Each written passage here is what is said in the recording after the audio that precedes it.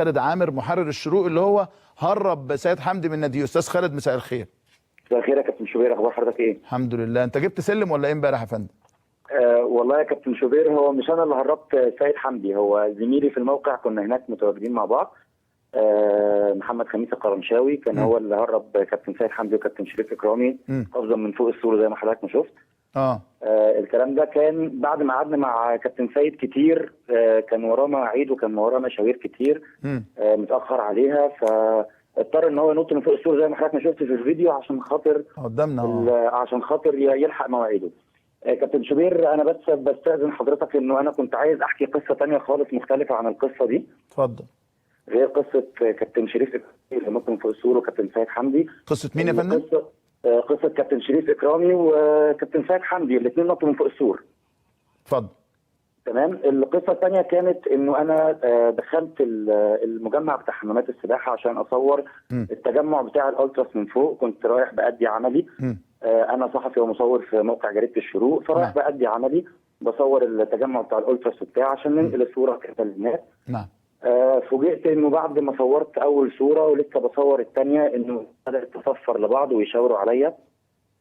اضطريت انه اهرب من المجمع عن طريق يعني زي مواسير صرف وكده، بس كانت تحت الارض يعني، فعرفت اهرب منها وخلاص وطلعت.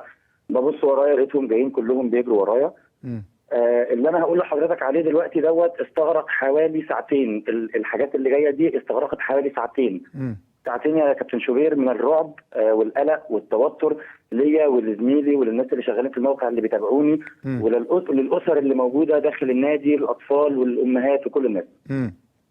الامر كان انه انا شفتهم جايين ورايا، فبدات اسرع الخطوه بتاعتي شويه، فالناس كلها بدات تقول امسك امسك امسك. لقيت انه الموضوع هيزيد فجريت. انا جريت خوفا على الكاميرا وخوفا انه انا مش هعرف اتفاهم معاهم، فقلت ان انا ممكن اجري شويه يعني اروح في اي حته او اخرج بره النادي او اعمل اي حاجه. حريص على شغلك. بالظبط، حريص على شغلي وحريص على الحاجه اللي معايا.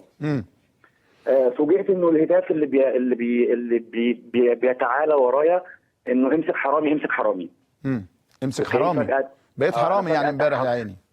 انا فجاه تحولت حضرتك من صحفي الى حرامي يا عيني. اللي عرفته بعد كده برضو ان انا كنت حرامي بيتزا، لانهم قالوا ان انا سرقت علب البيتزا. سرقت ايه؟ بيتزا؟ سرقت بيتزا؟ سرقت البيتزا. انا سرقت البيتزا بتاعت انت حرامي تعبان قوي. ده انت حرامي تعبان قوي حضرتك. بس فانا طبعا في وسط الجري مش عارف انا رايح فين. النادي كله بيجري ورايا، طبعا حرامي، والشعب المصري شعب خدوم بطبعه، فكله بيجري ورايا. امن النادي والاعضاء والالتراس وكل الناس بتجري ورايا. انت عامل زي الفيلم بتاع اسماعيل ياسين. ما شفتوش، ما اعرفش. لا، فيلم اسماعيل ياسين ولا فيلم نجيب الريحاني لما كان لقى العجل كله بيجري وراه. ما اتفرجتش عليه للاسف الشديد. اصل انا قديم شويه معلش. المهم انه انا دخلت لقيت مبنى قدامي، دخلت لقيت مكتب، دخلت المكتب وقفلت على نفس الباب، لقيت 2 قاعدين بوجه لهم شكر جدا جدا ان هم كانوا ساعدوني. اقول اساميهم في الاخر عشان لا، قول دلوقتي عشان ما تنساش. قول دلوقتي عشان ما تنساش. تمام. سياده اللواء عبد الله مدكور وسياده اللواء حسن مسعود. نعم. دول ساعدوني مساعدات كبيره جدا في انه انا اعرف اخرج.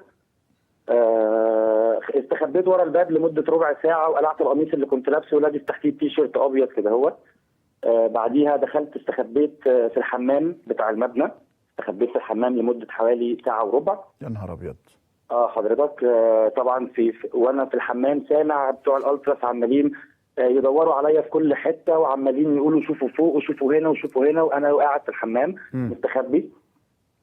انا اول ما دخلت طبعا الدكتور حسن خد مني الكاميرا حفاظا عليا وحمايه ليا يعني عشان خاطر ما يشوفونيش بالكاميرا فيعرفوني.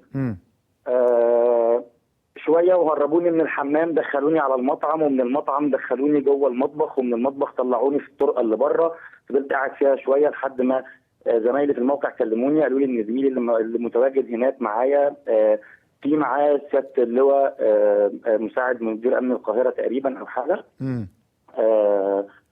وان هم عايزيني ارجع لهم عشان يامنوا خروجي. رجعت فضلت برضو قاعد شويه ودخلت في كده مقفول، ودخلت قعدت برضو تخبيت في الحمام حوالي 10 دقائق او حاجه، وبعدين طلعوني دخلت مكتب مقفول. من المكتب نطيت من الشباك في ظل تاكيدات من الدكتور من سياده اللواء عبد الله مدكور للامن ان هم يفضلوا موقفين، وانا بتوجه له بشكر جدا انه امن كل الطرق عشان اخرج من غير ما حد يقطع ردي اطلاقا.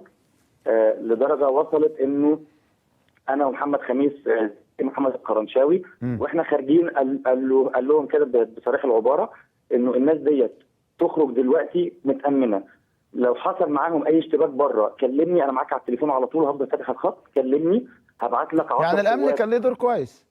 الامن كان ليه دور كويس جدا جدا جدا، وانا بتوجه اليهم بشكر جدا لانهم فعلا انقذونا انا ومحمد القرنشاوي. ده امن، ده مساعد مدير امن القاهره يا فندم بتقول ولا مين؟ ده هو تقريبا المساعد مدير امن القاهره والناس دولت كانوا موجودين في المره الاولانيه وبعدين ما شفتهمش تاني. وامن النادي لحد ما وصلك بالسلامه. مدير امن النادي هو اللي امن خروجي لحد بره وقال لهم كنت عايش بقى حاله من كنت عايش زي ما قال وزير الشباب كده حاله من البهجه. بهجه؟ انا بقول لك وزير الشباب، استنى بس يا خالد، بس وزير الشباب قال انها مجموعات شبابيه تسيطر عليهم روح الحب والوفاء والبهجه. كنت عايش ساعتها حاله من البهجه؟ ده كلام وزير الشباب مش كلام انا والله. انا في ظل كل اللي انا بقوله لحضرتك تعتقد انه هذه المغامره يا عم انا بسالك، انا بقول لك الراجل وزير الشباب قال الكلام ده يا عم خالد. لا هي ابعد يا كابتن احمد، ابعد ما تكون عن البهجه. نعم. هي ساعات من الرعب. من الرعب. طيب اللي نطوا من فوق السور كان سيد حمدي وشريف اكرامي. بالظبط كده. انت متاكد يعني؟ مظبوط. زميلي محمد قرنشاوي موجود برضو، لو حضرتك تحب تكلمه تتاكد منه. اشكرك يا خالد.